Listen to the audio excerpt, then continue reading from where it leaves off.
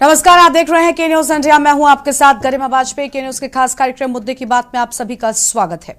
उत्तर प्रदेश में दबंगई से परेशान होकर एक परिवार पलायन करने को मजबूर है। कोतवाली हाथरस गेट क्षेत्र के गांव टुकसान से मामला सामने आया है, जहां पर दबंगों के डर से एक परिवार घर से पलायन करने को मजबूर है। पीड़ित परिवार ने घर के बाहर पोस्टर लगाकर लिखवाया है कि ये मकान बिकाऊ है और जानकारों की माने तो प्रधान और दबंग के डर से एक महिला परिवार सहित गांव छोड़कर जाने को मजबूर है। पीड़ित महिला का आरोप है कि घटना के 21 दिन बाद भी पुलिस के द्वारा रिपोर्ट नहीं लिखी गई है और जिसके चलते दबंगों के हौसले इतने बुलंद हैं कि घर में घुसकर महिला के साथ लाठी और डंडों और बेल्टों से मारपीट तक किए जाने की बात सामने आई है। तो पीड़ित परिवार ने मकान बिकाऊ का पोस्टर भी लगा दिया है। तस्वीरों में हम आपको दिखा रहे हैं, आप देख सकते हैं कि किस तरीके से पुलिस पर रिपोर्ट न लिखने का आरोप लगा है। एक महिला परेशान है, पलायन करने को मजबूर है, लेकिन पुलिस है कि एक्शन लेने का नाम नहीं ले रही है। तो इसी पर आज विस्तार से होगी बातचीत। खास मेहमानों का पैनल हमारे साथ में जुड़ेगा, लेकिन उससे पहले इस पूरे मामले पर कुछ अहम लोगों के बयान सामने आए हैं। सीओ सिटी का पूरे मामले को लेकर क्या कुछ कहना है और इसके साथ ही पीड़िता ने क्या कुछ कहा है हमसे बातचीत के दौरान, वो सुनिए। एक ही परिवार के दो पक्षों के बीच पुराने बंटवारे को लेकर आपसी विवाद है। इस विवाद के चलते दिनांक 5/10/2023 को हुई मारपीट की घटना के संबंध में पीड़िता से प्राप्त तहरीर के आधार पर सुसंगत धाराओं में अभियोग पंजीकृत किया गया और पीड़िता का माननीय न्यायालय के समक्ष 164 CRPC का बयान अंकित कराए गए। बयान के तत्क्रम में आवश्यक विधिपूर्ण कार्रवाई की जा रही है। पीड़िता अपने गांव में ही निवास कर रही है। गांव में शांति व्यवस्था संबंधी कोई समस्या नहीं है। प्रभावी पुलिस गश्त की जा रही है। एक ही परिवार के 5 अक्टूबर के दिन मैं घर पे अकेली काम कर रही थी। अचानक मुकेश प्रधान के परिवार, गोपाली के परिवार और लीला सिंह के परिवार मेरे घर के गेट तोड़ के घुस जाए। आते ही मुझे तोड़फोड़ करने लगे, फिर मुझे लाठी डंडों बेल्टों से बुरी तरीके से मारे। थाने पे मैंने 112 पे कॉल कर, 112 पे फ़ोन नहीं मिलने के कारण मैं थाने गई हूँ। थाने पे पहले से मुकेश प्रधान और उसके साथी वहाँ मौजूद हैं। मुझे थाने से गाली दे के भगा दिया गया। फिर 26 ऐसे ही वहाँ पे राह चलते किसी ने हमें नाम बताए तो उनके तरह पे हमारा FIR दर्ज हुआ 26 अक्टूबर के दिन। फिर 28 अक्टूबर के दिन मुझे बंधक बना के मेरे घर के आधे मकान तोड़ दिया गया। सुरेंद्र सिंह दरोगा, किस प्रधान यहाँ पे मौजूद है सर। और मुझे धमकी देते घर पे आके रोज, यूँ कहते कि तुझे जान से मार दूंगा कि तुम्हारा ये घर हमारा नाम कर दे या ये गाँव छोड़ के चली जा। तो मुद्दे की बात में आज इसी को लेकर विस्तार से बात करेंगे कि आखिर क्यों पुलिस एक्शन नहीं ले रही है, क्यों लोगों को इस हद तक परेशान होना पड़ रहा है, क्यों दबंगों का जो समर्थन है वो यहाँ पर नजर आता है, क्यों दबंगों पर एक्शन नहीं होता है। और इसी पर बातचीत करने के लिए खास मेहमान हमारे साथ में जुड़ेंगे। फिलहाल महेश चंद्र द्विवेदी जी हमारे साथ में है, जो कि पूर्व DGP हैं, रहे हैं यूपी में। और इसके साथ ही हमारे संवाददाता हाथरस से प्रशांत पौरुष है, वो भी जुड़ चुके हैं। प्रशांत के पास जाएंगे, उससे पहले महेश चंद्र जी के पास में जाते हैं, जो कि पूर्व DGP रहे हैं उत्तर प्रदेश में। महेश जी, बहुत स्वागत आपका के न्यूज इंडिया पर। महेश जी, आप तस्वीरों में देख पा रहे होंगे एक महिला इस हद तक परेशान हो चुकी है कि उसने अपना घर छोड़ने का तक बात कह दी है। अब आप समझ सकते हैं कि घर इंसान पूरी जिंदगी मेहनत कर बनाता है और किस हद तक ये महिला परेशान रही होगी। 21 दिन हो चुके लेकिन पुलिस ने कोई एक्शन नहीं लिया। आप मानेंगे इस पूरे मामले में पुलिस की लापरवाही या मिली भगत, मैं सीधे तौर पर कहूं तो दबंगों से निकल कर आ रही है? ये संभव है कि पुलिस की लापरवाही या मिली भगत हो। जब तक वैसे दोनों पक्ष के तथ्य न जाने जाए तब तक कोई विश्वसनीय निष्कर्ष में नहीं दे सकता, लेकिन संभावना है ऐसी जो आप बता रही हैं। क्योंकि जैसा कि महिला का कहना है कि घटना 5 अक्टूबर को हुई और उसकी FIR 26 को लिखी गई, तो कोई देरी क्यों हुई ये जरा मतलब जांच का विषय है। यद्यपि ऐसा भी है कि कभी कभी ड्रामेबाजी में भी लोग ऐसा कर देते हैं कि मेरी समझ नहीं आता, गांव तो छोटी सी जगह है, उसमें इतना बड़ा पोस्टर छपवाने का जो आप दिखा रहे हैं, इसकी क्या आवश्यकता? अगर एक छोटा सा कोई लिख दे तब भी गांव में लोग जान जाएंगे। इतने बड़ा पोस्टर जो है ये शोबाजी में ज्यादा इंडिकेट करता है। इतना छपवाने में इतना काफी पैसा भी लगा होगा। तो लेकिन ये संभावना है कि पुलिस की लापरवाही हो, क्योंकि 5 की घटना 26 में क्यों लिखी गई इसकी जांच की आवश्यकता है। और जिसने देरी की उसके विषय में कार्रवाई की जा सकती है। बिल्कुल। देखिए, लेकिन आप जो बात कह रहे हैं मैं उस बात से सहमत हूँ। आपने दोनों नजरियों से इस चीज को देखा कि भाई इतना बड़ा पोस्टर छपवाने की क्या जरूरत थी। लेकिन महेश जी, इसमें भी कोई दो राय नहीं है कि इंसान ये कदम तभी उठाता है जब इंसान पीड़ित हो, जब इंसान हार चुका हो चीजों से। और क्या आप मानेंगे कि पुलिस या सिस्टम में कुछ बदलाव की जरूरत है? क्योंकि इस तरीके से अगर लोगों का या जो पीड़ित लोग हैं उनका साथ न देकर दबंगों के लिए, क्योंकि ये सीधे तौर पर समर्थन ही कहा जाएगा, अगर आप इतना लंबा वक्त लेते हैं सिर्फ और सिर्फ FIR दर्ज होने में, तो एक्शन क्या लेंगे ये तो हम अंदाजा आपकी इस कार्यशैली से ही लगा सकते हैं। आपको लग रहा है कि कुछ बदलाव होने चाहिए? ऐसे पुलिसकर्मी जो इस तरीके की घटना करते हैं, ये पूरे पुलिस विभाग पर भी सवालिया निशान लगवाते हैं, घरे में खड़ा कर देते हैं पुलिस विभाग को। तो ऐसे लोगों पर एक्शन हो ताकि पूरा का पूरा विभाग सवालों के घेरे में ना आए। यदि इस महिला का बयान ये सही है कि घर में घुस के उन्होंने मारपीट तोड़फोड़ की, हाँ, तब तो निश्चित रूप से पुलिस का एक्शन जो है वो कंडेमनेबल है और उस हालत में संबंधित पुलिस कर्मियों के विरुद्ध कार्रवाई भी होनी चाहिए। आप जो कहती हैं कि सुधार की आवश्यकता है पुलिस में, तो क्या हर जगह सुधार की आवश्यकता तो हर जगह रहती है, पुलिस में भी बहुत अधिक है। तो इसका तो प्रयत्न करना ही चाहिए उच्चाधिकारी को, साथ में भी देखना चाहिए। बट लेकिन ये अवश्य देखने की बात है कि क्या ये जो बात कही है एक तरफा हम सुन रहे हैं, दूसरी पक्ष को तो सुन रहा नहीं। तो इसलिए ये कि सही है कि नहीं है, मुझे बहुत शक हो रहा है। ये इस पोस्टर को देख के बहुत शक हो रहा है इंटेंशंस पर, क्योंकि गांव इतनी छोटी सी जगह है कि उसमें छोटा लिख दिए पूरे गांव में बात फैल जाती है। अब ये उसमें इतना बड़ा पोस्टर लगाने से लगता है कि दिखाने का ज्यादा इरादा है। ठीक है सर, आपके पास लौटते हैं। हमारे साथ में सपा प्रवक्ता लखनऊ से विवेक पांडे जी भी जुड़ चुके हैं। स्वागत आपका विवेक जी के न्यूज इंडिया पर। विवेक जी, एक तरफ एक महिला परेशान है, उसके साथ लाठी डंडो बेल्ट से मारपीट होती है, वो अपना घर छोड़ने तक को मजबूर हो गई है, पलायन करने की बात उसने कही और एक बड़ा सा पोस्टर चस्पा किया है। आपको क्या लग रहा है, कहां पर लापरवाही रही है? क्या पुलिस ने महिला की मदद नहीं की, इसी के चलते महिला को एक कदम उठाना पड़ा है, या फिर ये दिखावा है? दिखावा भी उसे, जैसा कि महेश जी ने कहा कि भाई इतना बड़ा पोस्टर छपवाने की क्या जरूरत है?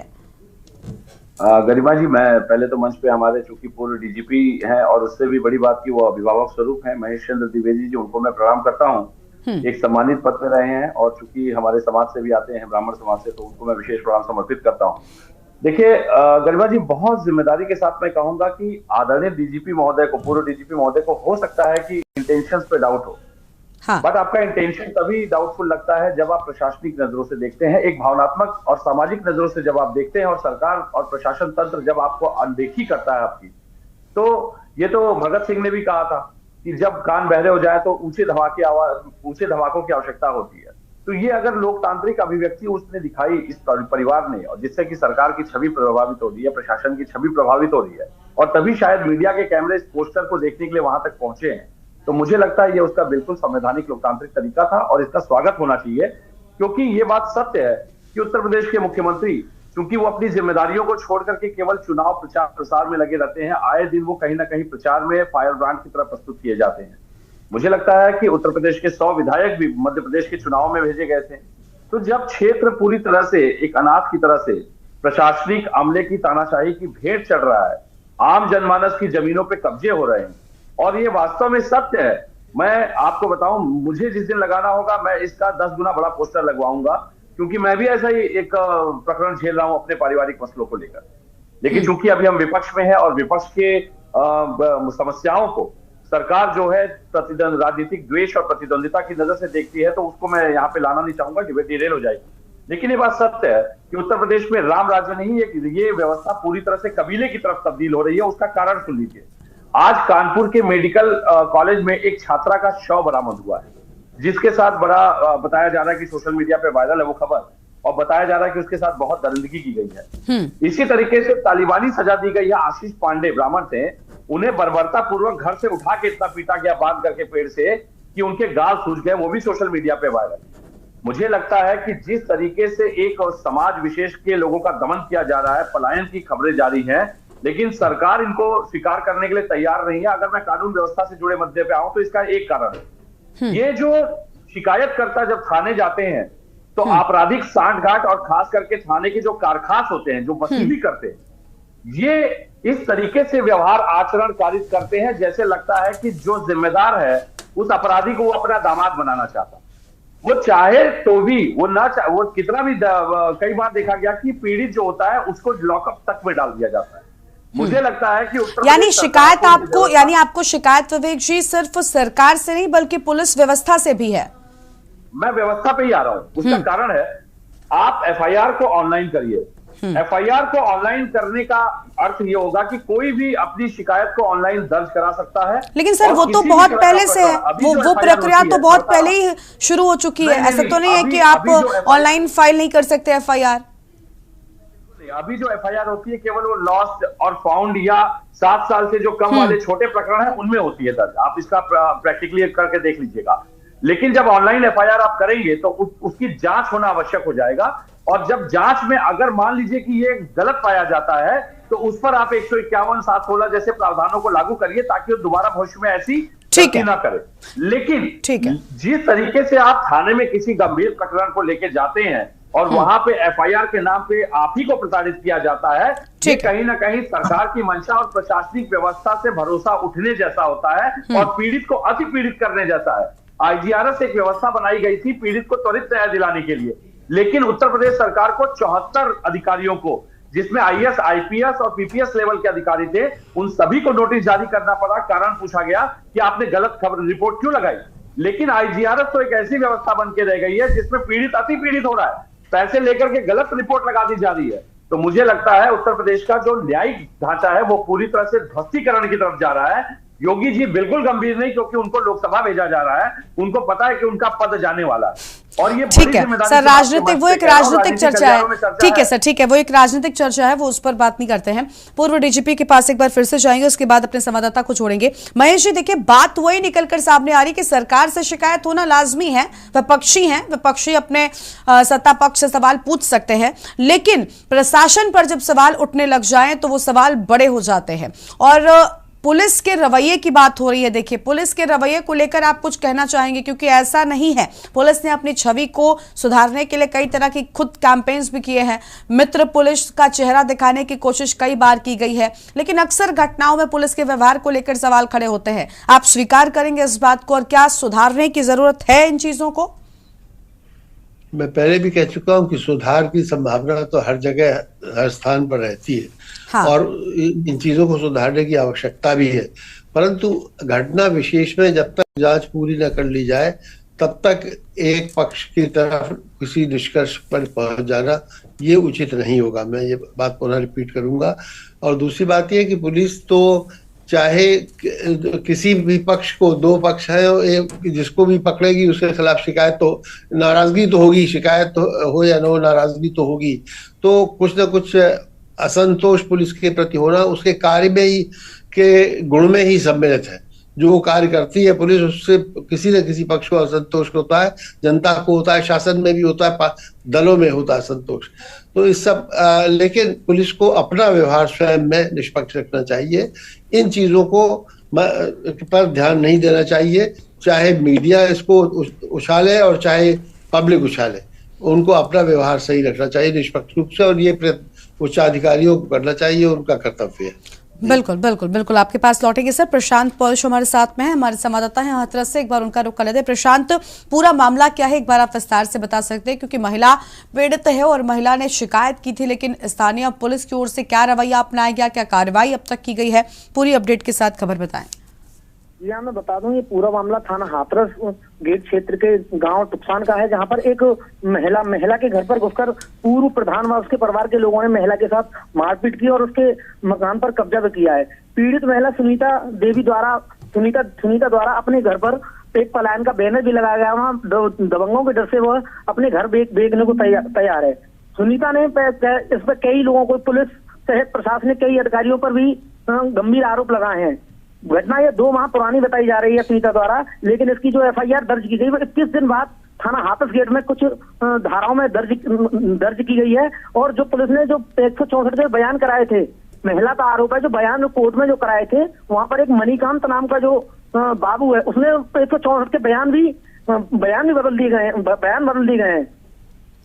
बिल्कुल, साफ तौर पर देखिए बयान बदले जाने की बात सामने आ रही है, ये बड़ी बात है। महेश जी, आप देख रहे हैं कि पूरी तरीके से मामले में सब संदिग्धता जो है वो दिखाई दे रही है। पीड़िता के बयान बदल दिए जाते हैं, खुद पीड़िता को ही परेशान किया जाता है। एक नहीं, कई मामलों में हमने अलग अलग थानों से इस तरीके के रवैये को देखा है पुलिस का, ये कितना गलत नजर आता है। और ऐसा नहीं है, पुलिस प्रशासन का ये रवैया कई बार सरकार पर भी सवाल उठाता है।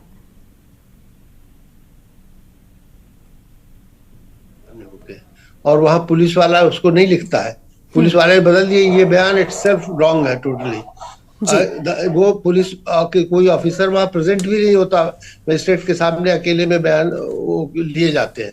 तो उसमें जो बयान लिए गए हैं वो बदल दिए गए, ये स्वयं एक संदिग्ध बात है। कैसे बदल दिया जाएगा? या तो कहीं मजिस्ट्रेट भी मिल गया था जिसके सामने लिया गया बयान, वो मिला हुआ था, तब तो बात अलग है, नहीं तो वैसे ही नहीं बदला। ठीक है, यानी मजिस्ट्रेट के सामने दिया गया बयान में पुलिस, दोनों पक्ष जांच की जरूरत है। ठीक है, यानी विस्तार से पूरे मामले में जांच की जरूरत है और इस लिहाज से भी जांच होनी चाहिए कि जो पुलिस कर्मी इस पूरे मामले में संलिप्त है उन पर भी एक्शन हो। एसपी प्रवक्ता लखनऊ से हमारे साथ विवेक जी हैं, उनके पास भी चलते एक बार फिर से।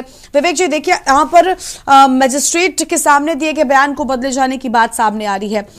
हर बार प्रशासन पर अगर एक लिहाज से मैं सवाल करूं, सवाल खड़े कर देना क्या ठीक होता है? नहीं, बात प्रशासन पे सवाल खड़े करने की नहीं है गरिमा जी। आज तो हम कई डिबेट पे जब बैठते हैं तो भाजपा चूंकि मुद्दों पे इस तरह से फेल और निष्क्रिय होती जा रही है, तो भाजपा तो खुद प्रशासन को संदेह में खड़ा कर रही है। मैं आपको कई वक्तव्य सुना सकता हूं जिसमें भाजपा के सम्मानित पैनलिस्ट और प्रवक्ता वो खुद बताते हैं कि अधिकारी उनकी नहीं सुनते हैं, अधिकारी योगी जी की नहीं सुनते हैं। मैं कहता हूं कि उत्तर प्रदेश पुलिस लगातार संदेह के घेरे में आ ही क्यों रही है? आप मॉडल पुलिस एक्ट 2006 के सुप्रीम कोर्ट द्वारा निर्देशित प्रावधानों को लागू कर दीजिए ना। अगर किसी संस्था की कार्यप्रणाली पे बार बार सवाल उठ रहे हैं, अगर किसी संस्था की कार्यप्रणाली में इतनी अपरिपक्वता आ गई है कि उसके सिपाही खुद ट्रेंड सिपाही आत्महत्या कर रहे हैं और उस पर लगातार सवाल उठ रहे हैं, अधिकारियों की शिथिलता सामने आ रही है, तो मुझे लगता है सुधार की आवश्यकता है। आप मॉडल पुलिस एक्ट 2006 के प्रावधान क्यों नहीं लागू करते? ट्रांसफर पोस्टिंग को लेकर कितने बार कितने आरोप लगे? आपको याद होगा एक साथ 7 आईपीएस का जब मामला उजागर किया गया था, ओपी सिंह जी डीजीपी थे, तो किस तरीके से उजागर करने वाले को प्रतीक्षा रद्द कर दिया गया उसका कैरेक्टर असैसिनेशन करके। तो मुझे लगता है कि मॉडल पुलिस एक्ट 2006 में चूंकि आपके राज्य सुरक्षा आयोग का प्रावधान है, उसमें पुलिस कंप्लेन अथॉरिटी का प्रावधान है जिसमें कि निचले स्तर का कर्मचारी भी अपने साथ होने वाले शोषण और अधिकारियों की मनमानी और उसके किसी भी प्रकार के असंलिप्तता पे वो सवाल खड़े कर सकता है, शिकायत कर सकता है।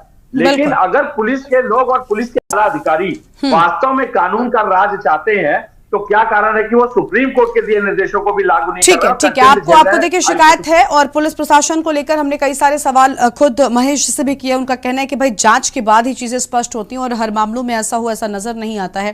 खैर, अपनी चर्चा को आगे बढ़ाएंगे, फिलहाल मुद्दे की बात में एक छोटे से ब्रेक के लिए आप रुक रहे, चल लौटेंगे। मुद्दे की बात में हम बात कर रहे हैं जिस तरीके से पलायन को मजबूर एक महिला लगातार थाने के चक्कर लगा रही है, लेकिन उसको ठीक तरीके से कोई भी जवाब नहीं मिलता है। खुद उसके ही साथ जिस तरीके का व्यवहार किया गया और दबंगों पर कोई एक्शन न लिए जाना कई सारे सवाल खड़े करता है। हमारे साथ में प्रशांत पौरुष है। प्रशांत, पूरे मामले में आपने कहा कि देखिए मजिस्ट्रेट के सामने दिए गए बयान बदल गए, ये बहुत बड़ी बात है क्योंकि ऐसा संभव नहीं है, जैसा कि महेश चंद्र द्विवेदी ने भी कहा। क्या वजह है और ये दबंग जो है क्यों परेशान कर रहे हैं इस महिला को? क्या ऐसी कोई बात सामने आई? क्योंकि महेश चंद्र द्विवेदी जो कि पूर्व डीजीपी है, उनका कहना है कि पूरे मामले में संदिग्धता नजर आती है, दोनों पक्षों को ध्यान में रखते हुए जांच जो है वो ठीक तरीके से की जानी चाहिए। हाँ, मैं बता दूं, ये महिला 2 माह से परेशान थी, 2 माह से परेशान थी। उसके लगभग 21 दिन बाद इनका मुकदमा दर्ज किया गया, लेकिन ये मुकदमा दर्ज करने के बाद अब भी चक्कर लगा रही है। महिला इतनी परेशान भयभीत है कि महिला के जो परिवार के लोग हैं, जो पति है, महिला का पुत्र है, वो गांव में नहीं, दबंगों के डर से नहीं आ पा रहे।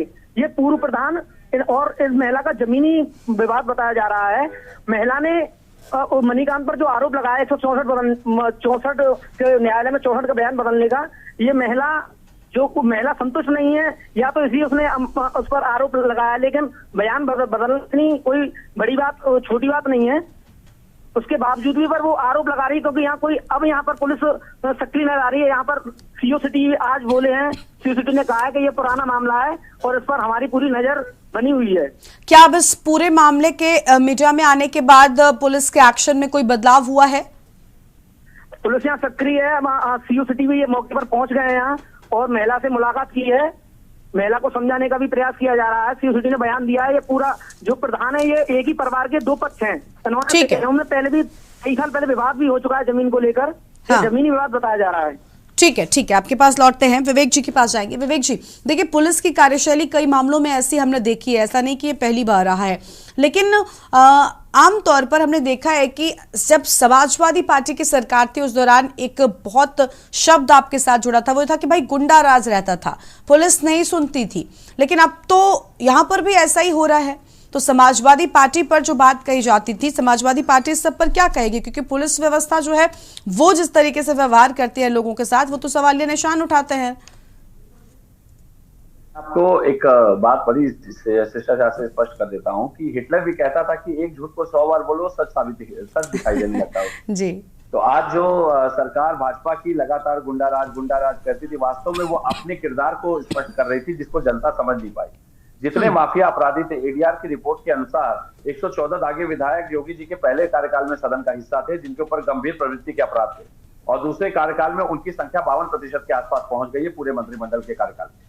इसी क्रम में अगर मोदी सरकार की भी बात करें तो लगभग 27% सांसद उनके ऐसे हैं जिनके ऊपर गंभीर प्रवृत्ति के अपराध और दागी प्रवृत्ति के हैं, जिनमें टेनी सबसे ज्वलंत उदाहरण है, जिन्होंने अपने अपराध को सार्थकता से साबित भी कर दिया लोगों के सामने। तो मुझे लगता है कि केवल कह देने मात्र से अगर कोई गुंडा और अपराधी हो जाता तो आदरणीय अखिलेश जी का इतिहास देख लीजिए। मुझे लगता है उनके ऊपर तो कोई एफआईआर इस तरह की नहीं है। अगर वो गुंडे हैं, गुंडों का नेतृत्व करते हैं, तो भाई वो तो गुंडों के सरताज होते, उनके ऊपर सबसे ज्यादा धाराएं होती है एफआईआर की। लेकिन आज सीएम और डिप्टी सीएम की बात की जाए तो मुझे लगता है उनको ये पोस्टर आज देखना चाहिए। जिस तरह से दूसरे राज्यों में जाकर के वो जंगल राज से कबीले वाली व्यवस्था को लागू करना चाहते हैं अन्य राज्यों में भी, ये पोस्टर उसका साकार दृश्य दिखाता है। और मैं कहता हूं कि आगामी 5 राज्यों के जो चुनाव है, वहां की जनता को ये पोस्टर देखने चाहिए कि योगी जी एक संत होकर के कितना बड़ा झूठ बोलते हैं। वास्तव में दिक्कत ये है, उत्तर प्रदेश तय कर ले पहले कि योगी जी संत है या एक राजनेता है, क्योंकि अब जो उनका स्वरूप है, एक संत मंचों से झूठ नहीं बोलता।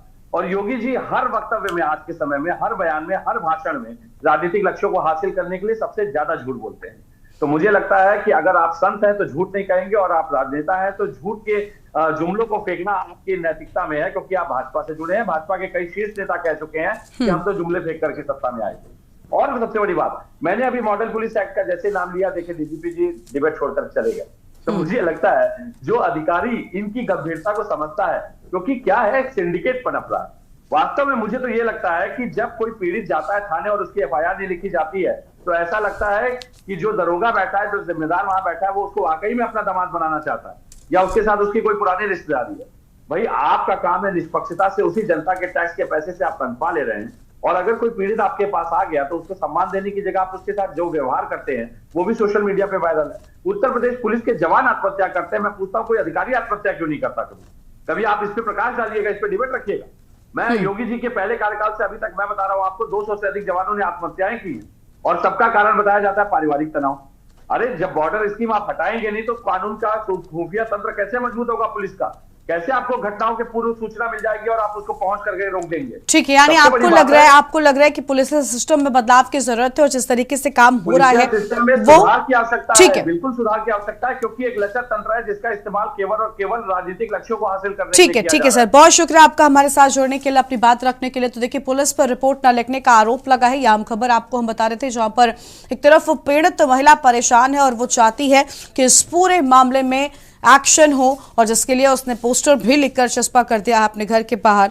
और बात यह है कि दबंगों से परेशान एक महिला जब पुलिस के पास जाती है तो कार्रवाई नहीं होती, तब वो थक हार कर ये कदम उठाती है। प्रशांत, आपका भी शुक्रिया हमारे साथ जुड़ने के लिए और अहम बातचीत के लिए। तो अब ये बड़ा सवाल है कि आखिर पुलिस दबंगों पर एक्शन क्यों नहीं लेती है? क्यों पीड़ित महिला को बार बार थाने के चक्कर लगाने पड़ रहे? एक तरफ दबंग हैं जो महिला को लगातार परेशान कर रहे हैं, लेकिन उन पर कोई भी एक्शन नहीं हो रहा है। मुद्दे की बात में आज उतना ही। आप देखते रहिए के न्यूज़ इंडिया। नमस्कार।